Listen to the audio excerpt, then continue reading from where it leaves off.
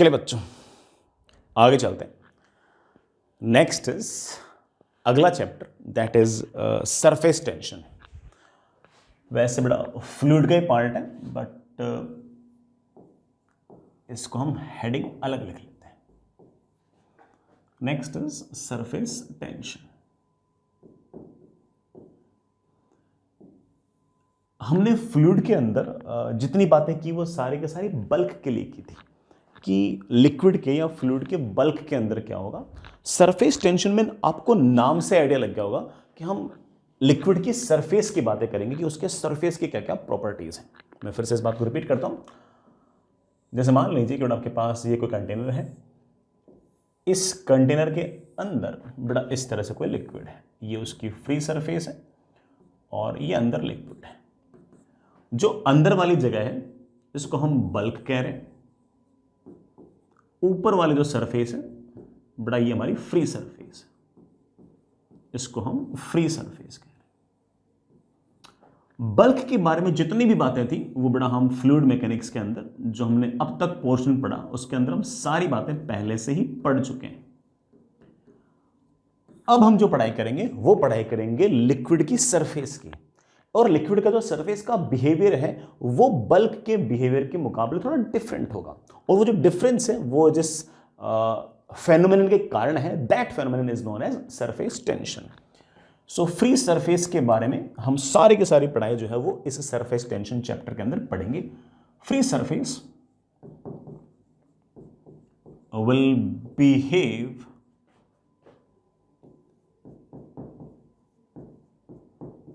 slightly different from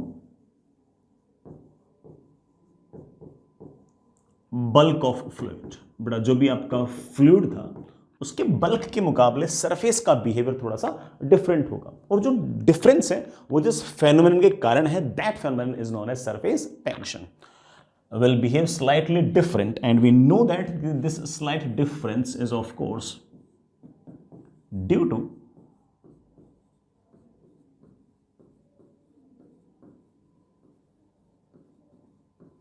phenomenon of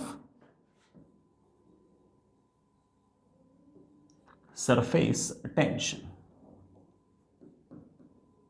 ये जिस phenomenon के कारण है बेटा that phenomenon is known as surface tension.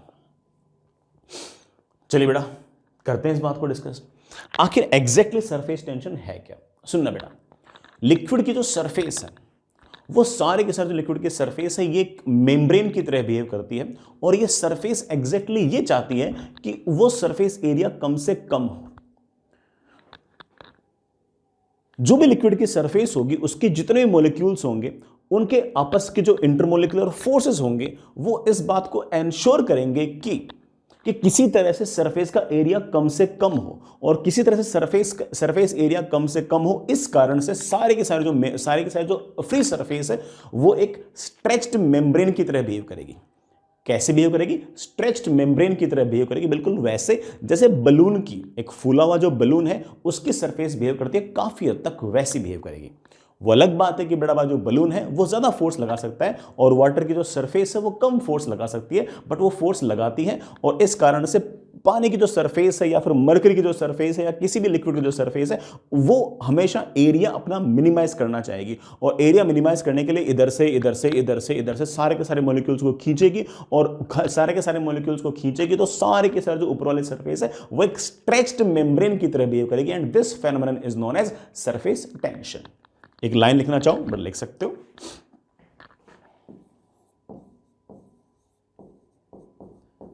Surface of fluid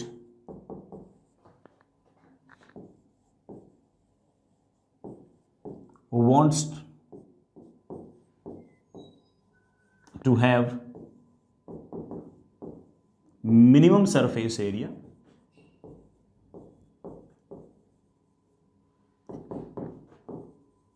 and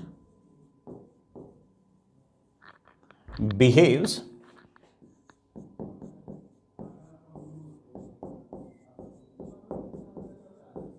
like stretched membrane। बड़ा behaves like stretched membrane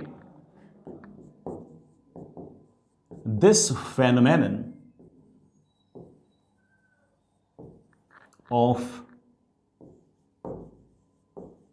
the surface is known as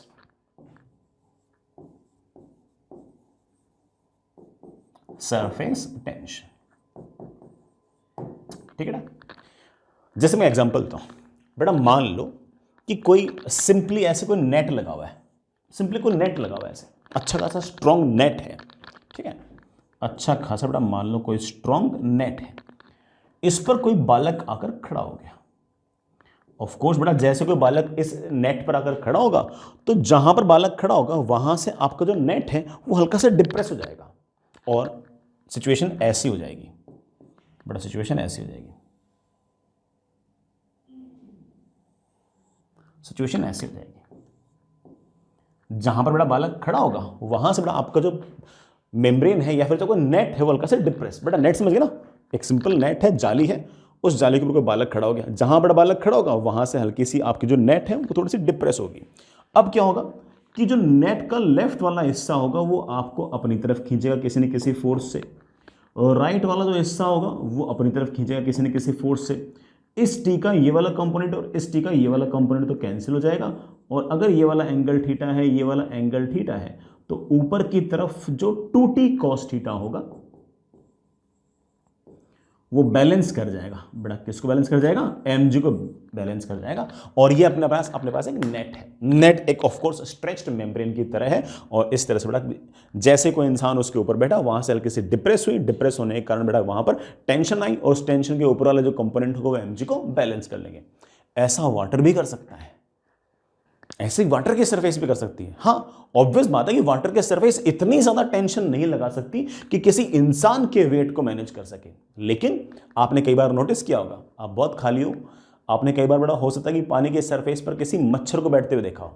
इतने खाली मुझे पता तुम लोग हो, तुमने देखा होगा पानी के सरफेस पर आराम से मच्छर आके बैठ जाता है, और जैसे बड़ा मच्छर आके बैठता है तो जहां पर उसका पांव गिरता है वहां से पानी हल्का सा, पानी जो है वो एक मेम्ब्रेन की तरह बिहेव करेगा, एक थिन फिल्म की तरह, सॉरी एक मेम्ब्रेन की तरह बिहेव करेगा, एक स्ट्रेच्ड मेम्ब्रेन की तरह बिहेव करेगा, और जहां पर वो पैर रखेगा वो पैर डूबेगा नहीं, बल्कि जहां पर वो पैर रखेगा वो बिल्कुल एक मेम्ब्रेन की तरह बिहेव करेगा, और वहां से पानी की सरफेस हल्की सी नीची हो जाएगी, और जैसे हल्की सी नीची हो जाएगी बेटा हल्का सा फोर्स लगेगा, तो होगा क्या कि आपकी जो पानी की सरफेस है उस पर अगर किसी मस्कीटो की अगर लेग ऐसे जाएगी तो it will behave like this, it will behave like this. वहां से आपकी जो पानी की सरफेस हो थोड़ी सी डिप्रेस होगी, और थोड़ी सी डिप्रेस होकर बेटा वो फोर्स लगाएगी ऐसे, बेटा वो फोर्स लगाएगी ऐसे, इस फोर्स का और इस फोर्स का ये वाला कंपोनेंट और ये वाला कंपोनेंट कैंसिल, और ऊपर वाले जो फोर्सेस होंगे वो बेटा ऑफ कोर्स उस मच्छर के वेट को बैलेंस करेंगे। तो मानता हूं कि वाटर की जो सरफेस है वो इतनी तगड़ी मेम्ब्रेन नहीं है, इतना ज्यादा टेंशन नहीं लगा सकती, इतना ज्यादा फोर्स नहीं लगा सकती कि हम लोग भी जाकर पानी के सरफेस पर बैठ जाएं। लेकिन पानी की सरफेस जो है उसके ऊपर अगर हम कोई अगर मच्छर हो तो बड़ा आराम से बैठ सकता है। यही नहीं, आप एक छोटी सी पिन ले लीजिए, छोटी सी बेटा ऐसे एक बेटा नीडल ले लीजिए, नीडल ले ली, अगर आपने नीडल को ऐसे रखा तो और उस पानी के अंदर गिराया तो निडल जो होगी वो ऐसे उस सरफेस को पंचर करते हुए निकल जाएगी, सरफेस को पंचर, जो मेम्ब्रेन है उसको पंचर करते हुए निकल जाएगी। पंचर करते हुए क्यों निकल जाएगी? क्योंकि सरफेस बहुत कम है, ये जो टच हो रहा है ये एरिया बहुत कम है, mg बहुत बड़ा है, और इस कारण से बड़ा जी सरफेस टेंशन का फोर्स कम आएगा, mg ज्यादा आएगा, फटाक से नीचे आ जाएगी।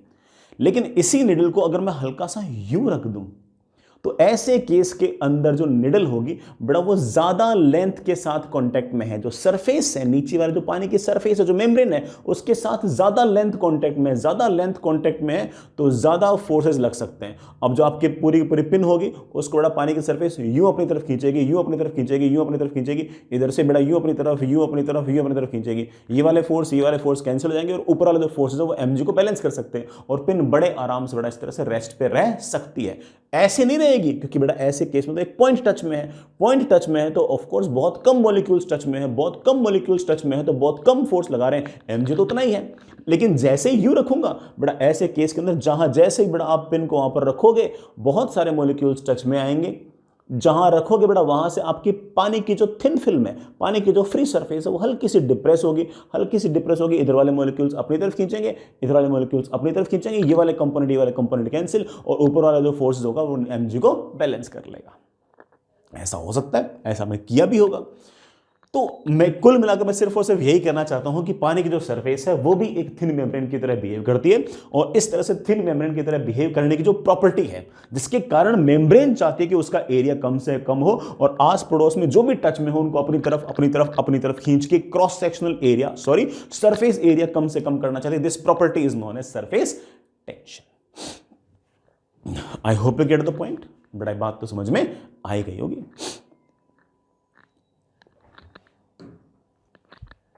आगे चलिए बेटा, नेक्स्ट इज फोर्स ऑफ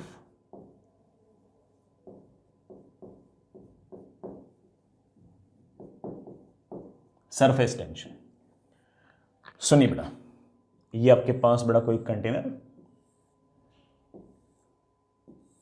इस कंटेनर के अंदर बेटा कोई लिक्विड,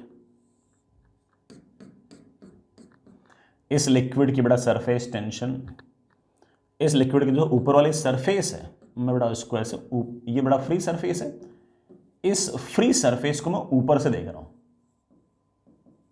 मैं टॉप व्यू दिखा रहा हूं आपको।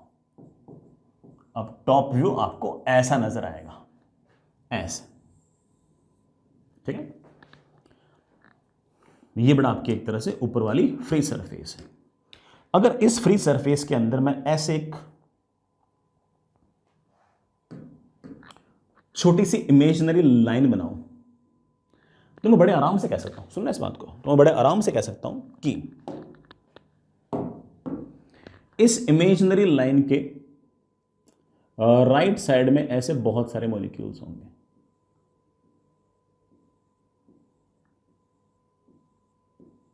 ये सारे के सारे मॉलिक्यूल्स इसको अपनी तरफ खींचेंगे, अपनी तरफ खींचेंगे, अपनी तरफ खींचेंगे, अपनी तरफ खींचेंगे, अपनी तरफ खींचेंगे, अपनी तरफ खींचेंगे, अपनी तरफ खींचेंगे, अपनी तरफ खींचेंगे, अपनी तरफ खींचेंगे, अपनी तरफ खींचेंगे, अपनी तरफ खींचेंगे। This is the force of surface tension. और एक बात और बेटा, अगर इस इमेजिनरी लाइन की अगर लेंथ L है तो जितनी ज्यादा लेंथ होगी उतने ज्यादा मॉलिक्यूल्स होंगे, जितने ज्यादा मॉलिक्यूल्स होंगे ऑफ कोर्स उतना ही ज्यादा इंटरमोलिकुलर फोर्स होगा। तो पक्की बात है बेटा, this force will be directly proportional to L। वो अलग बात है कि इस इमेजिनरी लाइन के लेफ्ट साइड के अंदर जो मॉलिक्यूल्स होंगे ना,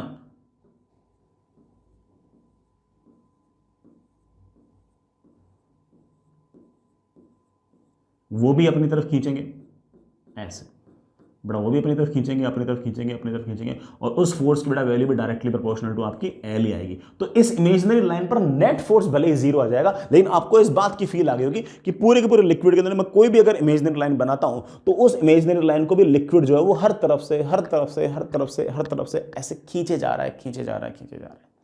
और ये जो खिंचाव है ये एक मेम्ब्रेन की तरह जो इसका बिहेवियर है, यही हमारी सरफेस टेंशन है। यहां पर बड़ा जो फोर्स आया है it is directly proportional to length, और मैं बड़े आराम से कह सकता हूं कि force is equals to some constant into L। ये जो बड़ा कांस्टेंट है S, इसको आप कोफिशिएंट ऑफ सरफेस टेंशन या सिर्फ सरफेस टेंशन भी कह सकते हो। इसे आप बड़ा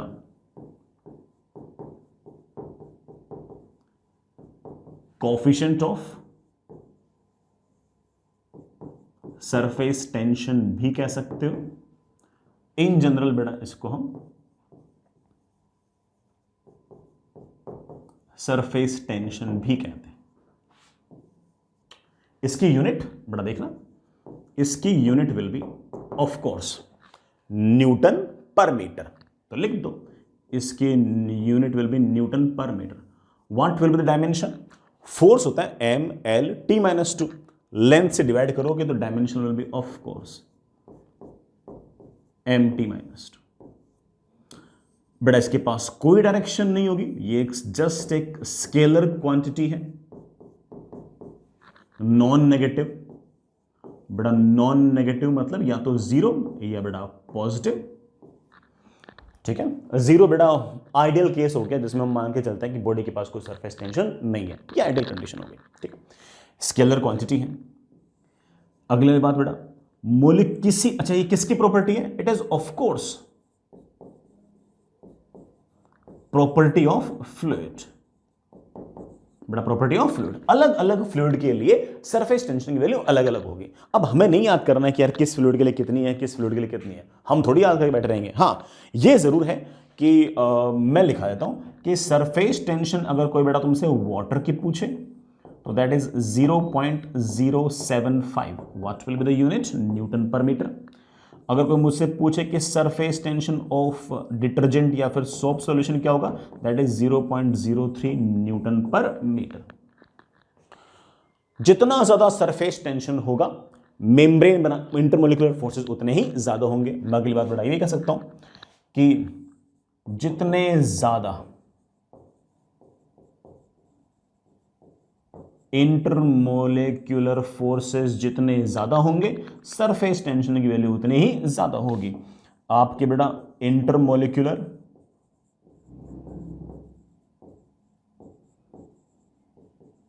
जितने कम होंगे बेटा सरफेस टेंशन उतनी ही कम। इंटरमोलिकुलर फोर्सेस ज्यादा, सरफेस टेंशन ज्यादा, इंटरमोलिकुलर फोर्सेस कम, सरफेस टेंशन कम। तो मोलिक्यूल्स आस पड़ोस में आना जितना ज्यादा चाहते होंगे ऑफ कोर्स सरफेस टेंशन उतनी ही ज्यादा होगी। मोलिक्यूल्स जितना ज्यादा आस पड़ोस में ना आना चाहें ऑफ कोर्स बेटा सरफेस टेंशन उतनी ही कम होगी। ये बड़ा सरफेस टेंशन की पूरी कहानी है।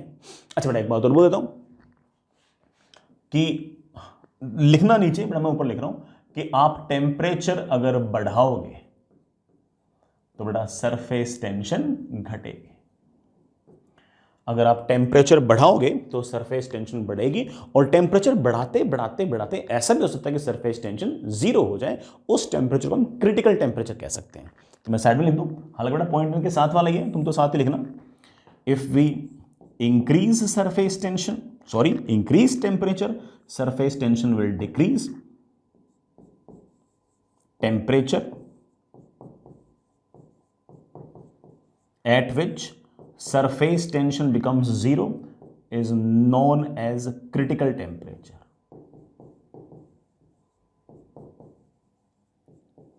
Is known as critical temperature. काम का नहीं है, ऐसे बोल दिया बेटा, ठीक है। ऐसे हवाबाजी वाली बात है, अपने तो कोर्स में भी नहीं है सब कुछ, ठीक है। मतलब ऐसे बोल दिया कि हाँ किस बच्चे दिमाग में आए कि हाँ सर टेम्परेचर बढ़ाएंगे तो सरफेस टेंशन घटेगी, तो ऐसा सर कोई टेम्परेचर होना भी चाहिए ना जहाँ पर सरफेस टेंशन जीरो हो जाए। हाँ बेटा हो सकता है, तो मैं लिख दिया, ठीक। एक बात और, अगर हम किसी भी फ्लूइड के अंदर इनसोल्यूबल, जो बड़ा घुलती नहीं हो, ऐसी इंप्योरिटी अगर मिक्स करें, ऐसी इंप्योरिटी मिक्स करें जो इनसोल्यूबल है, तो वो इंप्योरिटीज जो होगी बेटा वो उस फ्लूइड के मॉलिक्यूल्स के बीच के इंटर एटॉमिक फोर्स को घटाएगी। और अगर इंटर एटॉमिक फोर्स को, सॉरी इंटरमोलिकुलर फोर्सेस को अगर घटाएगी तो सरफेस टेंशन भी घटेगा। तो इनसोल्यूबल इंप्योरिटीज मिक्स करने पर तो सरफेस टेंशन घटेगी, और सोल्यूबल इंप्योरिटीज मिक्स करने से सरफेस टेंशन बढ़ भी सकती है, घट भी सकती है। वी कांट कमेंट, ठीक है, वी कांट कमेंट, ठीक है, ना ही हमें जानना भी है, ठीक है बेटा। ये वाली बात आपको बेटा समझ में आ गई थी। सारी की सारी आसान आसान बातें थी, इसमें कोई खास बात इतनी बड़ी नहीं थी। हम आगे चलते हैं। नेक्स्ट इज, एक बात और सुनो बेटा, ये बेटा मान लीजिए कि आपके पास कोई कंटेनर है,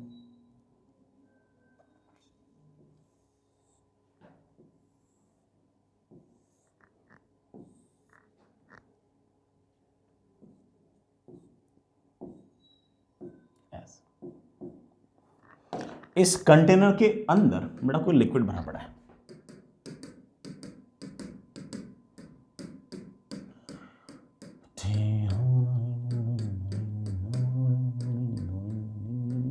ये बेटा कोई लिक्विड है, ऐसा लिक्विड जिसकी सरफेस टेंशन एस है बेटा, बाकी तो वॉल्स है इस कंटेनर की, ठीक है।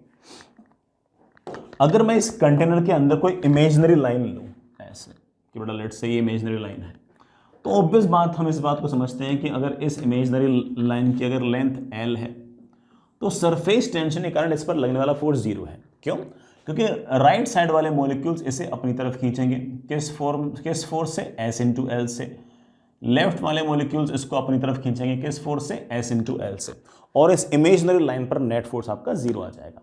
लेकिन ये जो आपका फ्लूइड बेटा इस कंटेनर से टच है, तो कंटेनर के जो ऊपर वाले जो सरफेस है, ये वाला जो सरफेस है, इसकी अगर मैं कोई लेंथ L ले लूं तो लिक्विड जो है वो इसे अपनी तरफ खींचेगा, अपनी तरफ खींचेगा, और जिस फोर्स से खींचेगा बेटा that force will be of course S into L. तो अंदर वाले कोई सरफेस है, अंदर बेटा कोई इमेजिनरी लाइन है, तो उस पर SL SL कैंसिल हो गया। लेकिन सरफेस पर जो आपका कंटेनर है उसके बेटा ऊपर वाला जो पॉइंट होगा, अगर उस पर लेंथ L है, तो पानी जो होगा वो, पानी तो क्या चाहता है, पानी की सरफेस तो चाहती है कि एरिया कम से कम हो, और पानी की सरफेस अगर चाहती है कि एरिया कम से कम हो तो इस कंटेनर के सरफेस को खींचेगा अपनी तरफ, इस कंटेनर के सरफेस को खींचेगा अपनी तरफ, कंटेनर के सरफेस को खींचेगा अपनी तरफ, कंटेनर के सरफेस को खींचेगा अपनी तरफ।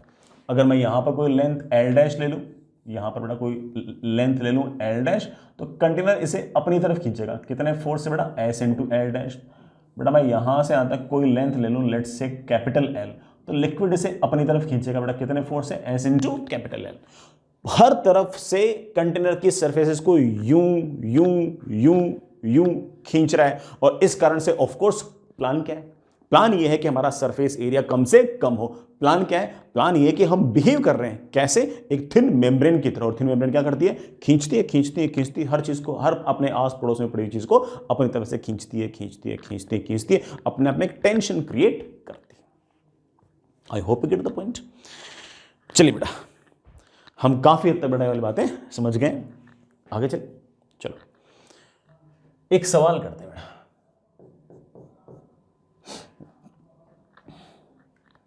ये बेटा आपके पास कोई लिक्विड है, मैं एक टॉप व्यू दिखा रहा हूं,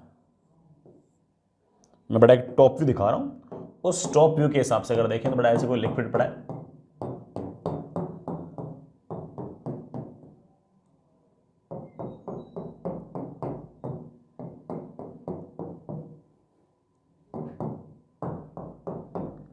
ऐसा लिक्विड पड़ा है जिसकी सरफेस टेंशन S है, और इस लिक्विड की सरफेस पर, हाँ, इस लिक्विड की सरफेस पर S बड़ा एक रिंग पड़ी है।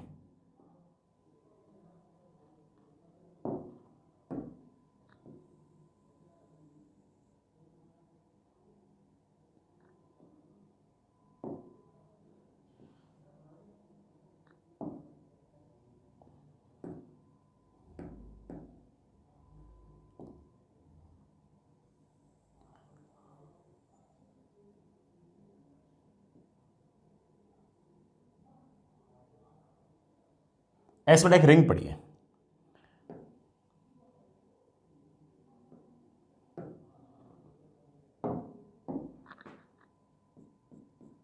इसके सरफेस पर ऐसे एक रिंग पड़ी है।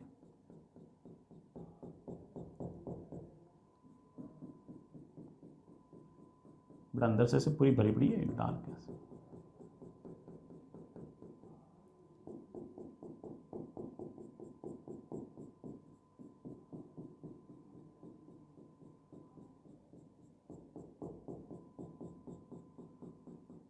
ठीक है, डार्क है बेटा पूरी, ये पूरी रिंग है। ऐसी रिंग जिसका इनर रेडियस R1 है, आउटर रेडियस R2 है, सरफेस टेंशन S है, इसका मास जो है वो M है। अब मैं चाहता हूं कि इस रिंग को मैं बाहर की तरफ खींच लूं। जैसे बाहर की तरफ खींचूंगा ना, मतलब इस रिंग को बाहर की तरफ खींचूंगा तो एक तो mg लगेगा, जैसे इसे निकालने जाऊंगा ना तो जो पानी है ना जिसके साथ कांटेक्ट में है वो इसे अपनी तरफ खींचेगा। पानी की सरफेस का तो काम ही है कि खींचे अपनी तरफ, तो मुझे इसे खींचने के लिए mg प्लस जो सरफेस टेंशन का जो फोर्स है वो मिलाकर लगाना पड़ेगा, तब जाके रिंग ऊपर आएगी। तो मैं इसको पुल आउट करना चाहता हूं वर्टिकली। ये बड़ा टॉप व्यू है, ऊपर से देखने पर रिंग ऐसे नजर आ रही है, मैं इस रिंग को ऊपर की तरफ खींचना चाहता हूं, तो चलिए खींचते हैं। फाइंड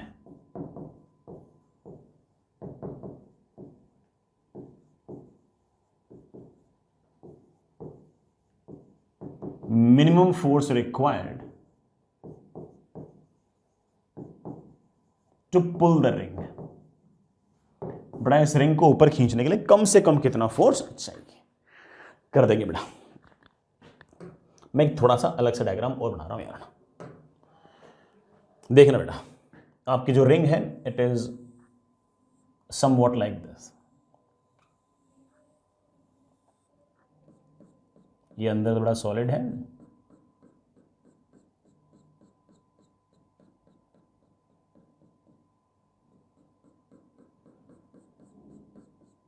ठीक है। नीचे बड़ा ऑफ कोर्स आपका लिक्विड तो है ही, नीचे बड़ा आपका लिक्विड तो है। अब होगा क्या कि सबसे पहले तो इस रिंग पर बड़ा ऑफ कोर्स नीचे की तरफ mg लगेगा, साथ ही साथ जब आप इस रिंग को ऊपर की तरफ खींचोगे तब लिक्विड की जो सरफेस है बड़ा वो इसको अपनी तरफ पुल करेगी। लिक्विड की जो सरफेस है वो बड़ा ऐसे पुल करेगी इसको, यूं ऐसे अंदर वाले सरफेस को बड़ा यूं पुल करेगी ऐसे। पानी जो होगा बड़ा उसको पुल करेगा। मैं ऐसे एक डायग्राम में दिखाऊं तो बड़ा मैं ऐसे कह सकता हूं कि अगर ये रिंग है,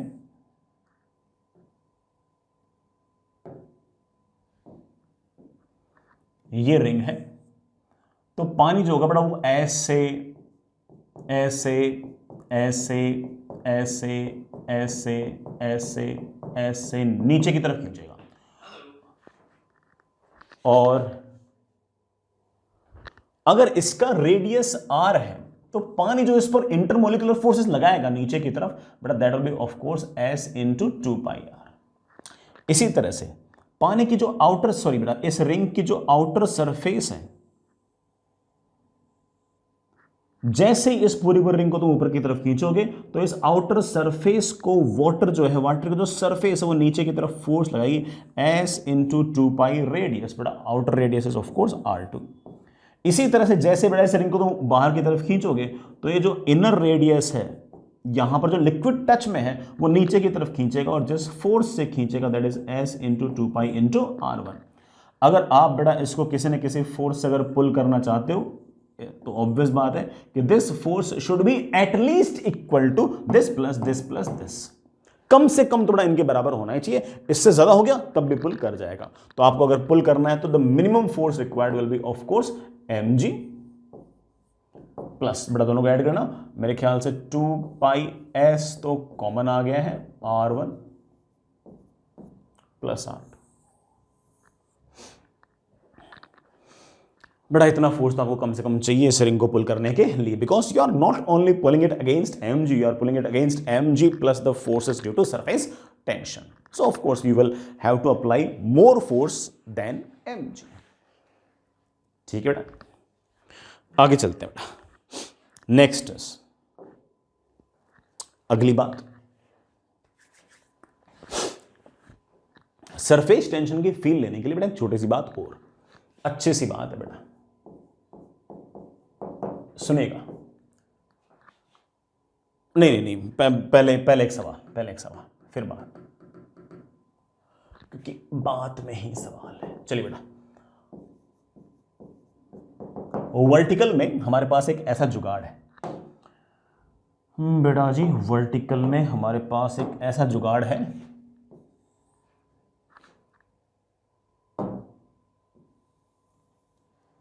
ये बेटा कोई थिन फ्रेम है ऐसे,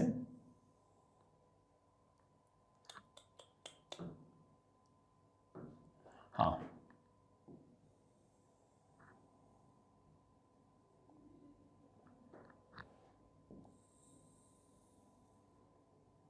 ले बेटा, ये मेरे पास एक तार, ये भी एक तार, सारे के सारे लाइट है, मासलेस है। अब मैंने क्या किया, मैंने ना बाल्टी के अंदर पानी डाला, उसमें थोड़ा सा डिटर्जेंट मिक्स कर लिया, साबुन मिक्स कर लिया, फिर इस वायर फ्रेम को उसके अंदर डुबोया और बाहर निकाल लिया, डुबोया और बाहर निकाल लिया। जैसे डुबोकर बाहर निकाला तो आई फाउंड दैट कि यहां पर एक सोप सॉल्यूशन की थिन फिल्म बन गई है। क्या बन गई बच्चे?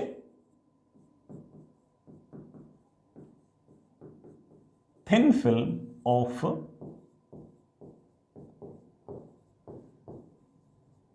Soap solution. मान लो बेटा उसकी सरफेस टेंशन ऐसे, ठीक है। ये जो बेटा नीचे वाला जो अपने तार लगा रखे हैं, इसकी लेंथ मेरे बच्चे L है।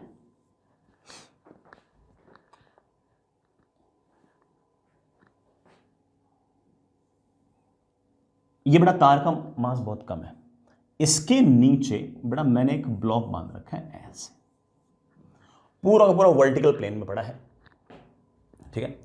फाइंड, हाँ बेटा, find M such that system is at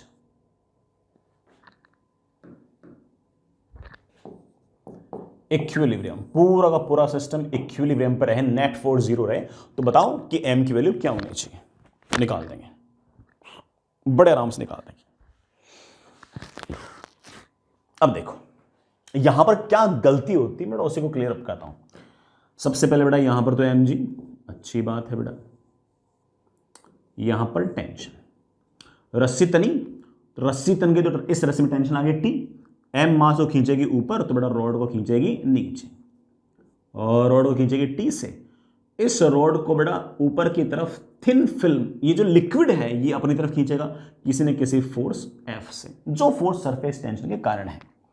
ये ब्लॉक अगर इक्विलिब्रियम पे है तो T should be equal to mg। ये तार अगर इक्विलिब्रियम पे है तो F should be equal to T, F should be equal to T। तो मेरे पास आ गया F इक्वल्स टू mg, कि सरफेस टेंशन का जो फोर्स है वो mg के फोर्स के बराबर होना चाहिए।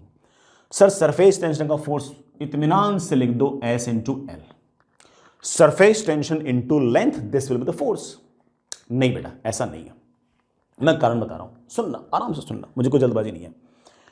इस पूरे के पूरे अरेंजमेंट को, ये अरेंजमेंट ऐसे पड़ा है, इस पूरे के पूरे अरेंजमेंट को ऐसे देखो, एक बार देखो तो सही, इस पूरे के पूरे अरेंजमेंट को यूं टिल्ट करके देखो, मजा आएगा। ये जो आपका तार है it will look like this, बड़ा बहुत ही पतला सा तार है बेटा ये, मैं सिर्फ और सिर्फ डायग्राम बढ़िया बन जाए इसलिए बना रहा हूं। ये तार बेटा ऐसे, और इसके ऊपर जो थिन फिल्म होगी it will look like this. कितना गंदा उठाएगा,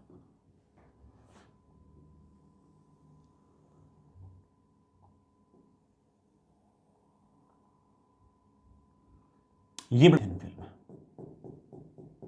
और जो लेंथ L है बेटा वो ऐसे। तो सर इससे बोलना क्या चाहता हूं बेटा? बोलना ही चाहता हूं कि ये बीच में तो बल्क है, ये तो उस सोप सॉल्यूशन का बल्क है, कोई बात नहीं, कोई बात नहीं, कोई बात नहीं। सरफेस एक नहीं है, सरफेस दो है। दिस इज माई सरफेस 1, प्यारे बच्चों this is my surface 2। I am really hoping you get the point कि these are not one surface, these are two surfaces, and जो इधर वाली सरफेस होगी वो ऊपर की तरफ खींचेगी। अरे बेटा किस फोर्स से खींचेगी? बेटा वो खींचेगी सरफेस टेंशन इनटू लेंथ। बेटा तार तो ऐसे पड़ा है, इस तार की लेंथ कितनी है? L।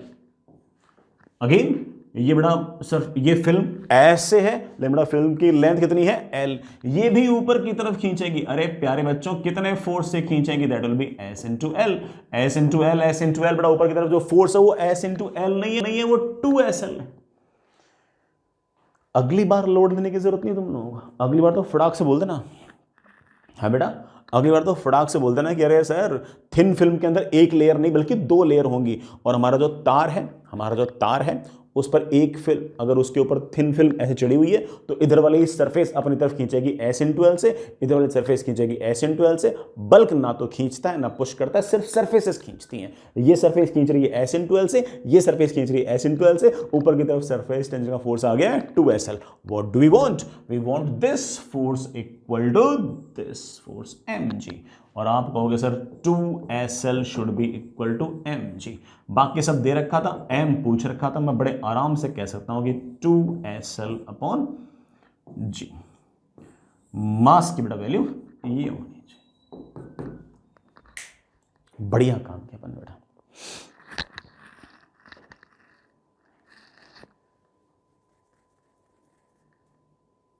बड़ा बढ़िया काम किया अपन ने, अच्छा काम किया, इत्मीनान से किया, अच्छा काम किया। आगे चले बेटा,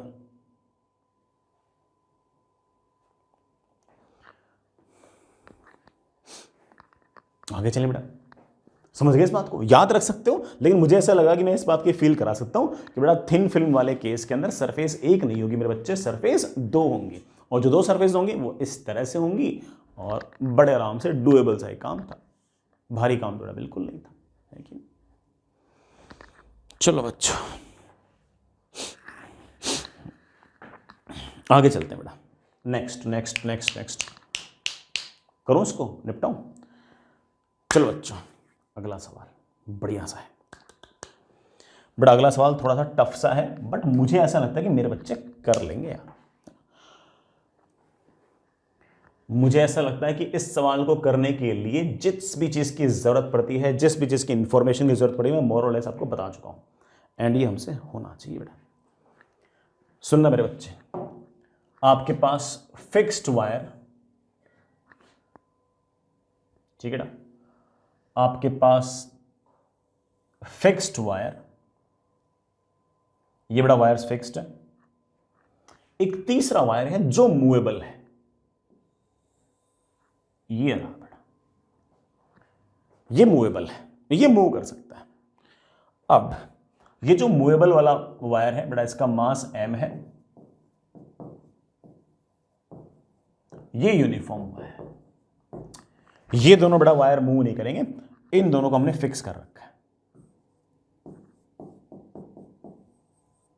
these are fixed, these are fixed, ठीक है बेटा।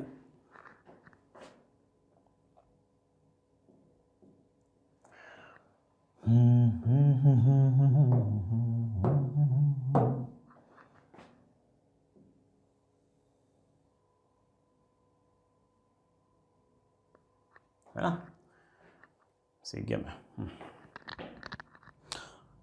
तो मैं क्या बकवास कर रहा था, हाँ,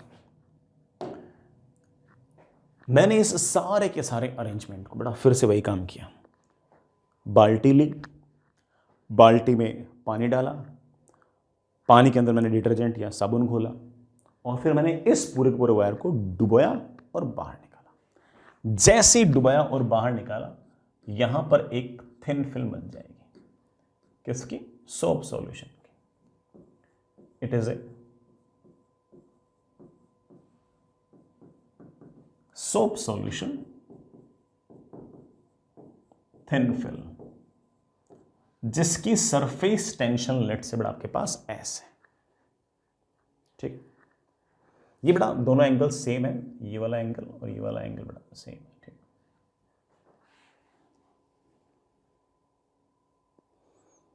ठीक है बेटा, this angle is theta, this angle is also theta. ये बड़ा सोप सॉल्यूशन की थिन फिल्म है, बढ़िया। सारा का सारा अरेंजमेंट इस तरह से वर्टिकल प्लेन के अंदर पड़ा है।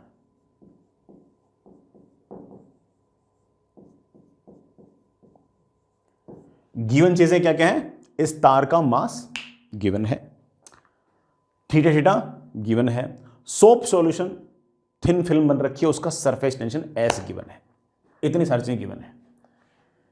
इस वर्टेक्स से यहां तक की जो हाइट है, वर्टेक्स से यहां तक की जो हाइट है मेरे प्यारे बच्चों, ये गिवन नहीं है, मैंने इसके आगे क्वेश्चन मार्क लगा रखा है, मतलब ये निकालनी है। तो सवाल लिखिए बेटा, if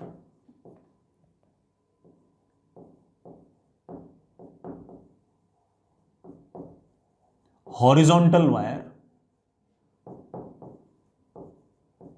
is at equilibrium, find H। आप सोच रहे होंगे सर तो बहुत ही आसान सवाल हो गया, कर लेंगे बड़ा, बिल्कुल कर लोगे, मुझे लगता है तो मुझे सारे बच्चों का सही आंसर आएगा, लेकिन सवाल आगे वाला है बेटा, ये तो आसान सा पूछ लिया मैंने। इस तार पर कौन से फोर्स है, अलग से डायग्राम बना लूं। इस तार पर फोर्स है सबसे पहले नीचे की तरफ mg, वर्टिकल में है तो ऑफ कोर्स नीचे की तरफ mg, ऊपर की तरफ ऑफ कोर्स सरफेस टेंशन का फोर्स है, कितना है?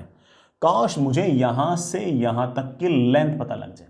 बच्चे बोलेंगे कि सर अगर ये h है तो ये h tan थीटा है, ये जो लेंथ है this length is h tan theta, ये जो लेंथ है बेटा ये भी आपकी h tan थीटा है, तो पूरी लंबाई होगी 2h tan थीटा। तो सरफेस टेंशन का जो फोर्स आएगा वो ऊपर की तरफ आएगा और उसकी वैल्यू होगी सरफेस टेंशन इनटू लंबाई, लंबाई इज 2h tan थीटा।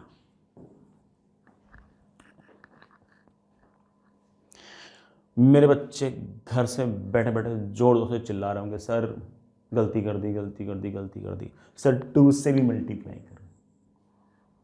चिल्ला रहे थे ना, ठीक है कर दिया मल्टीप्लाई। जो लोग नहीं चिल्ला रहे थे उनको बता देता हूं, बेटा 2 किस बात का पता है ना, जो आपका वायर है और ये थिन फिल्म है, थिन फिल्म में इधर भी सरफेस होगी और इधर भी सरफेस होगी, 2 सरफेसेस होंगी। हम क्या चाहते हैं? हम चाहते हैं कि हमारा जो तार है बेटा वो इक्विलिब्रियम पे रहे, और अगर इक्विलिब्रियम पे रहे तो ऊपर का फोर्स बराबर नीचे का फोर्स, और हमारे पास आ गया 4sh tan theta equals to mg। 4sh tan equals to mg, मुझसे h पूछा गया था, that is mg upon 4s tan। ये आपका आंसर, ये आपका आंसर। लेकिन ऑफ कोर्स बेटा सिर्फ इतनी सी बात पूछने के बाद मैंने इतना सारा तामझाम नहीं किया होगा। अब मेरा सवाल ये है कि अगर मैं इस हॉरिजॉन्टल वायर को हल्का सा डिस्प्लेस कर दूं वर्टिकल में, या तो ऊपर या नीचे, you have to prove that कि it will perform SHM and you have to find the time period of SHM। बड़ा अगला सवाल लिखिए, जो मेन सवाल है बेटा वो लिखिए। इफ बेटा ये तो क्वेश्चन नंबर 1 हो, ये question number 2। If horizontal wire is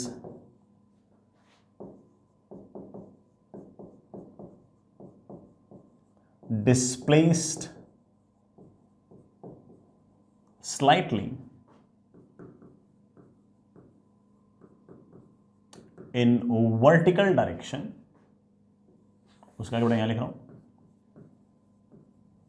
prove that it will perform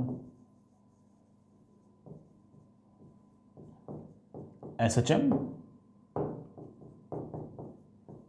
also find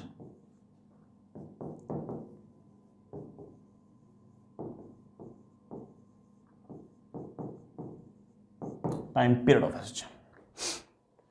कर देंगे बेटा, बिल्कुल भी टफ नहीं है, अरे बेटा आराम से कर देंगे यार। आप इस तार को थोड़ा सा डिस्प्लेस करो, मर्जी बेटा आपकी, चाहे ऊपर चाहे नीचे। मैं इस तार को बेटा हल्का सा डिस्प्लेस कर रहा हूं नीचे की तरफ x, मैं इस तार को बेटा थोड़ा सा डिस्प्लेस कर रहा हूं नीचे की तरफ x। जैसे ही मैंने नीचे की तरफ x डिस्प्लेस किया, जो आपकी थिन फिल्म यहां से यहां थी बेटा वो थिन फिल्म तो यहां भी आ गई। ये जो लेंथ है ये h प्लस एक्स हो गई है। ये लेंथ अगर h प्लस एक्स हो गई तो मेरे प्यारे बच्चे कह रहे हैं कि सर ये वाली जो लेंथ है ये आपकी h प्लस एक्स का tan थीटा हो गई है, और अगर ये h प्लस एक्स का tan थीटा हो गई तो ये वाली भी h प्लस एक्स का tan थीटा। इस पूरे के पूरे तार को ग्रेविटी नीचे की तरफ पुल कर रही है, कितने फोर्स से? mg से। और ऑफ कोर्स बड़ा ऊपर की तरफ थिन फिल्म अपनी तरफ पुल कर रही है किसी न किसी फोर्स, सरफेस टेंशन के। ऑब्वियस बात है कि इस वाले इंस्टेंट पर ये वाला फोर्स और mg बराबर था, लेकिन जैसे ही नीचे आ गया, ये जो लेंथ है जो लिक्विड के टच में है वो बढ़ गई है, वो अगर बढ़ गई तो ऑफ कोर्स सरफेस टेंशन का फोर्स बढ़ गया है।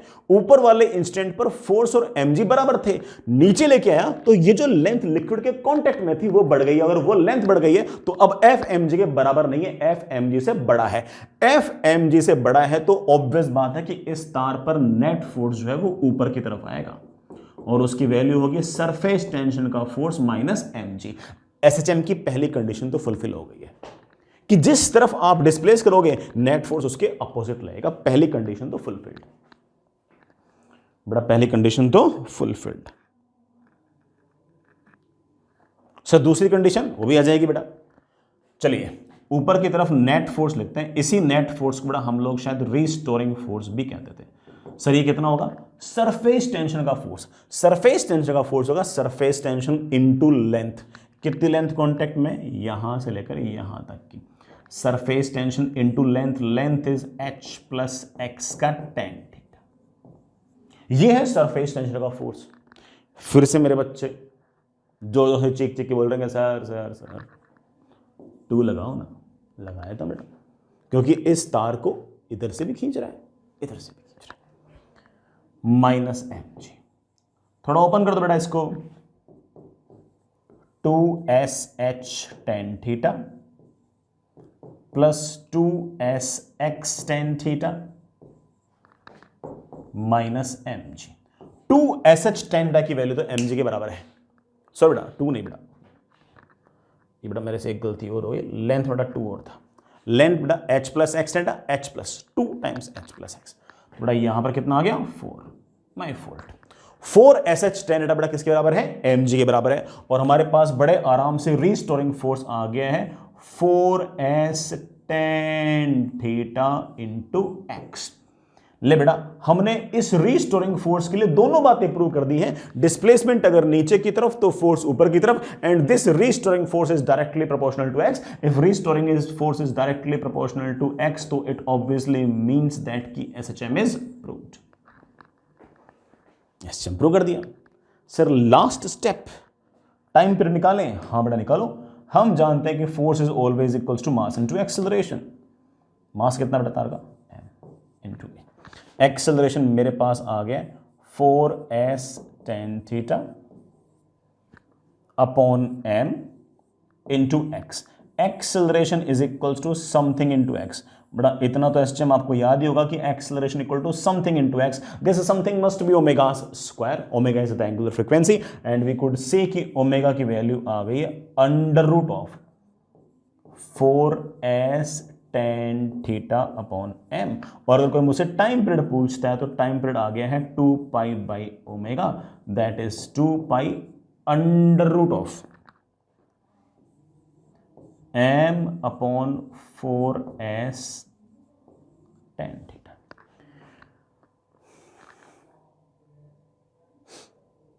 यही आंसर बेटा। और हां वैसे m upon 4s tan theta को मैं h बाई जी भी लिख सकता हूं, तो 2 पाई रूट h बाई जी भी आंसर लिख सकता हूं बेटा। m upon 4s tan theta को मैं h अपॉन जी भी लिख सकता हूं। हालांकि इस फॉर्म में मुझे आंसर छोड़ना नहीं चाहिए क्योंकि h सवाल के अंदर दे नहीं रखा था। सवाल में तो m दे रखा था, s दे रखा था, थीटा दे रखा था, तो आंसर मुझे इस तरह से छोड़ना चाहिए। बट इस तरह से देखने में अच्छा लगता है कि time period is 2 pi root h by g. I hope बेटा समझ गए होंगे। और हम बड़े आराम से कह सकते हैं कि आपका जो तार है ना, आपका जो हॉरिजॉन्टल वायर है वो यूं यूं यूं यूं यूं यूं एसएचएम कर रहा है बेटा, एसएचएम कर रहा है। अनबैलेंस्ड फोर्सेस हैं। सबसे नीचे वाले पॉइंट पे पहुंचा तो ऑफ कोर्स बड़ा सरफेस का फोर्स बड़ा, mg छोटा, फिर बड़ा उसने इस तरह से एसएचएम करना स्टार्ट कर दिया। जितना नीचे से छोड़ोगे उतना ही ऊपर जाएगा, फिर यूं यूं यूं यूं लगातार सिंपल हार्मोनिक मोशन करता रहेगा करता रहेगा करता रहेगा। समझ गए इस बात का? अच्छा पॉइंट था, बढ़िया पॉइंट था।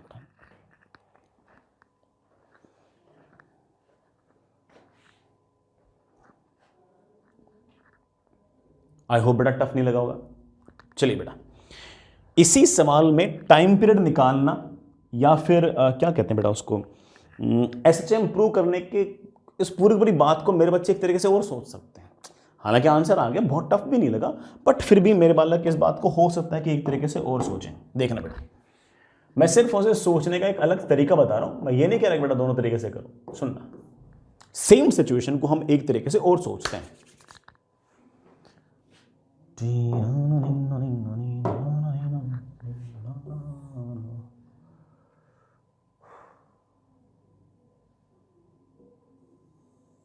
ये बड़ा अपने फिक्स्ड और ये बड़ा अपना मूवेबल, ठीक है। यहां से यहां तक की जो डिस्टेंस थी बेटा ये आपकी h थी, ठीक है।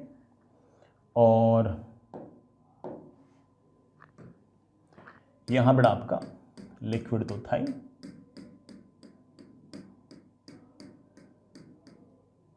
ये आपका h था, ये आपका एंगल थीटा, बड़ा ये एंगल थीटा। इस इंस्टेंट पर सरफेस टेंशन का फोर्स और mg बैलेंस कर रहे थे, ठीक है। अब मैं क्या करता हूं कि इस पूरे के पूरे तार को बड़ा x डिस्टेंस नीचे लेके आता हूं और नई वाली पोजीशन ये हो गई।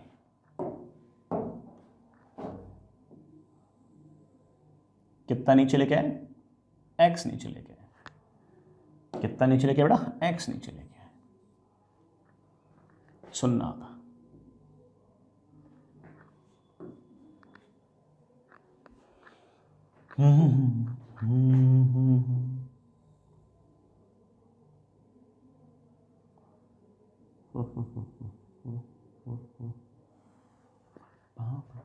अब आपका जो लिक्विड है बेटा वो यहां तक फैल चुका है, ठीक। ये वाला एंगल थीटा, तो बेटा by similar triangle this angle also comes out by theta. अगर ये वाला angle theta, by similar triangle this angle also comes out by theta. If this height is x,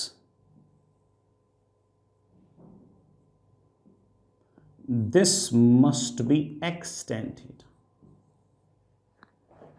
If this height is x, this must be x tan theta. तो मैं कह रहा हूं बेटा कि देख देख देख, इस इंस्टेंट पर सरफेस टेंशन का जो फोर्स था वो और mg बैलेंस कर रहे थे। जब आपकी रॉड आ गई नीचे तो ऑफकोर्स जो लेंथ कांटेक्ट में थी लिक्विड की वो बढ़ गई, तो ऑफकोर्स ऊपर वाला फोर्स तो बढ़ गया। लेकिन मैं कह रहा हूं कि तू तो सिर्फ और सिर्फ ये जो लेंथ है और ये जो लेंथ है इन पर इनके कारण ऊपर की तरफ कितना फोर्स लगा है उसी पर ध्यान दो। क्यों? क्योंकि यहां से लेकर यहां तक की जो लेंथ है, इस लेंथ पर ऊपर की तरफ जो सरफेस टेंशन का फोर्स लगा है वो तो हम पहले से जानते हैं कि वो mg के बराबर है। ये वाली लेंथ और ये वाली लेंथ तो बराबर ही है। इस वाली लेंथ पर लगने वाला सरफेस टेंशन का फोर्स mg के बराबर था, तो ये वाली लेंथ थोड़ा वापस से वही है, ये तो mg को बैलेंस कर जाएगा।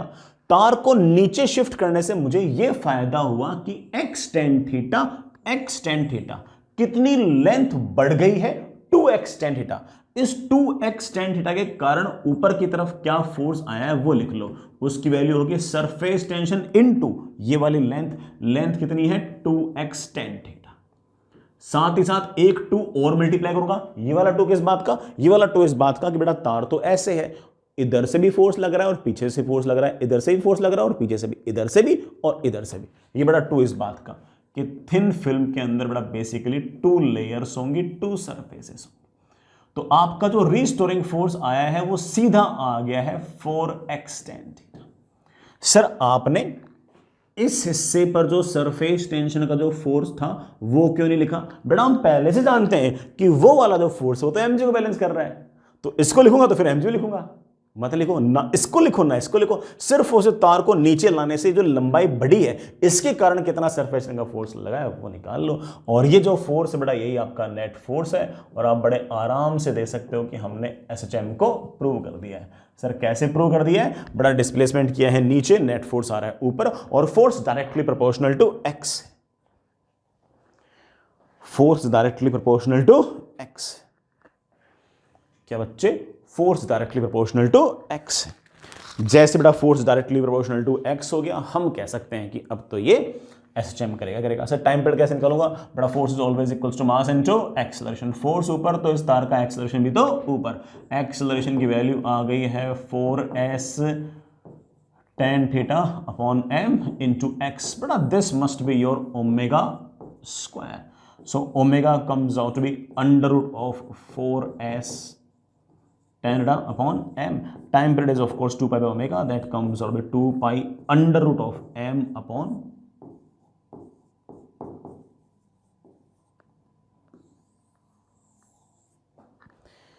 ये बड़ा आपका टाइम पीरियड। तो आप तो बड़ा सिर्फ और सिर्फ जो अनबैलेंस्ड फोर्स है ये निकाल लो, क्योंकि हम जानते हैं कि ये वाला फोर्स और ये तो बड़ा एम बराबर ही होंगे। तो जो एक्स नीचे लाने से जो अनबैलेंसिंग ऑफ फोर्स है ये, तो वो जो अनबैलेंस्ड फोर्स है सिर्फ और सिर्फ वही लिख दो, वही हमारे लिए काफी है।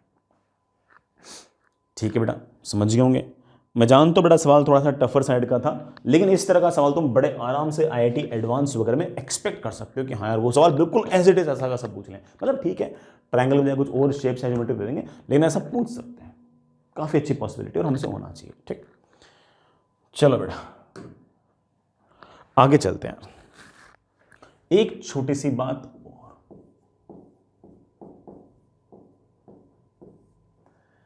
बड़ा नोट करने वाली सी बात है, सुनिएगा।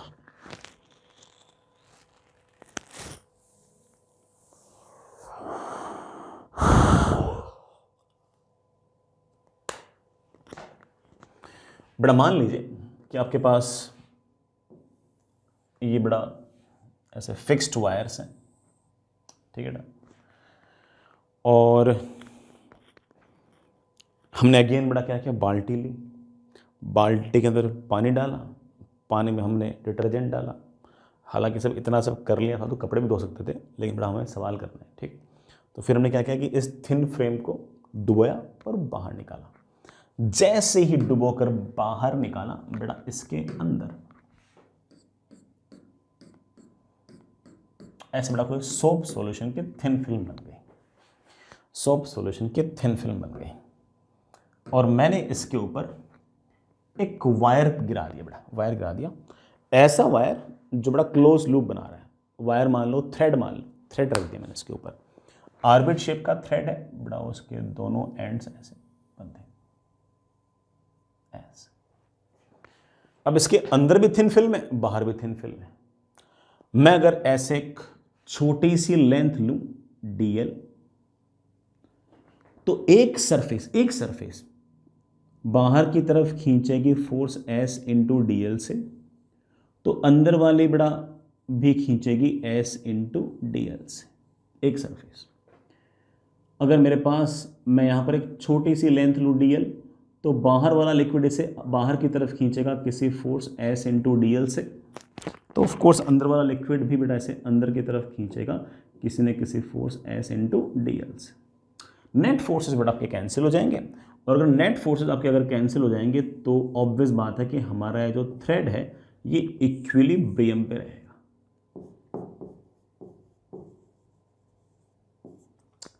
अब मेरे दिमाग में खुराफात आई, क्या एक काम करते हैं कि अंदर वाले को पिक कर देते हैं, एक पिन से फोड़ देते हैं। जैसे ही मैंने अंदर वाले को फोड़ा तो जो लेयर थी बड़ा, ऑफ कोर्स अभी तक तो सारा का सारा थिन फिल्म बनी हुई थी। जैसे बलून को अगर मैं फोड़ता हूं थोड़ा, ऑफ कोर्स सारा का जहां से आप फोड़ते हो बड़ा उसके आस पड़ोस के मॉलिक्यूल्स उस वाले पॉइंट को अपनी तरफ खींच लेते हैं। अब तक तो वो जा नहीं रहा था, अब बड़ा भाग जाएगा, और इस कारण से क्या होगा कि आस पड़ोस के जो मॉलिक्यूल्स होंगे इसको अपनी तरफ बाहर की तरफ खींचेंगे।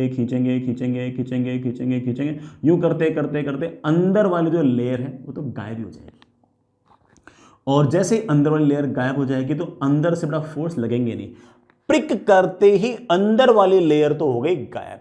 अंदर वाली लेयर तो गायब हो गई, लेकिन बाहर जो लेयर है वो बाहर की तरफ बाहर की तरफ बाहर की तरफ बाहर की तरफ बाहर की तरफ बाहर की तरफ थ्रेड को खींच रही है। और बाहर की तरफ अगर थ्रेड को खींच रही है तो थ्रेड एक दूसरे से जितना दूर जा सकता है उतना दूर चला जाएगा।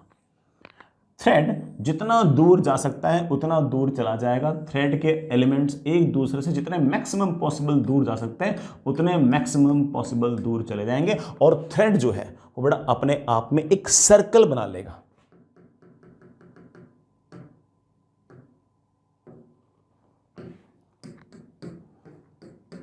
बड़ा थ्रेड अपने आप में बड़ा क्या बना लेगा? सर्कल बना लेगा। अब भी ऐसा नहीं कि बड़ा अब खींचना बंद कर दिया है, अब भी खींच रहे हैं। अगर मैं यहां पर एक छोटा सा लेंथ अगर डीएल लूं तो एक सरफेस बड़ा इसे बाहर की तरफ खींच रही है एस इंटू डीएल से। ये बड़ा सरफेस इसको बाहर की तरफ खींच रही है एस इंटू डीएल से। बस अब थ्रेड बाहर आ नहीं सकता क्योंकि थ्रेड के अंदर एक टेंशन आ गई है, तनाव आ गया और वो बड़ा इसको बाहर जाने नहीं देगा।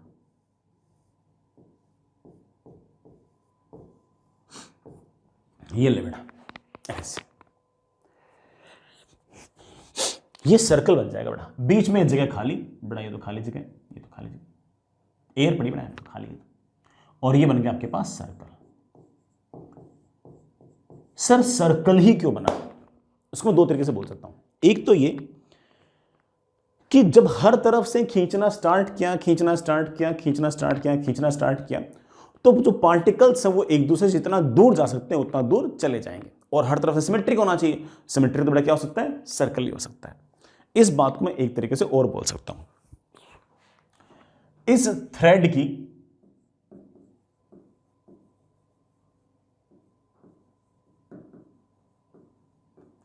गिवन लेंथ के लिए, मतलब इस थ्रेड के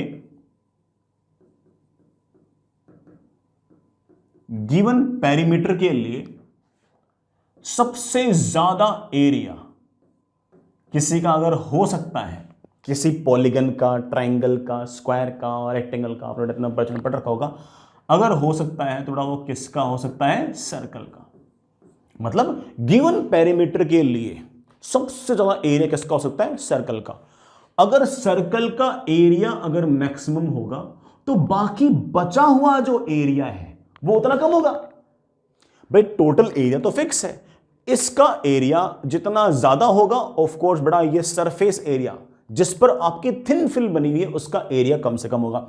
तो ये आपका एरिया मैक्स होगा, तो ऑफ कोर्स बड़ा ये सरफेस वाला एरिया मिनिमम होगा। और हम तो जानते ही थे, हम तो मानते ही थे, हमने तो पूरी पूरी थ्योरी इस बात पे क्रिएट कर रखी है कि सरफेस जो है बड़ा किसी भी लिक्विड की वो चाहती है कि उसका सरफेस एरिया कम से कम हो। वो बड़ा सरफेस, ये अपना सरफेस एरिया कम से कम करने के लिए, ये खाली वाला एरिया ज्यादा ज्यादा करने के लिए बड़ा इसको जानबूझ के ना तो ट्रायंगल बनाएगी, ना स्क्वायर बनाएगी, ना कोई और पॉलीगन बनाएगी। क्या बनाएगी? इसको circle. Because for a given perimeter the circle will have maximum area. ये वाला खाली वाला एरिया ज्यादा से ज्यादा, तो ऑफ कोर्स बड़ा सरफेस टेंशन जो है वो इस थिन फिल्म का एरिया कम से कम कर देगा।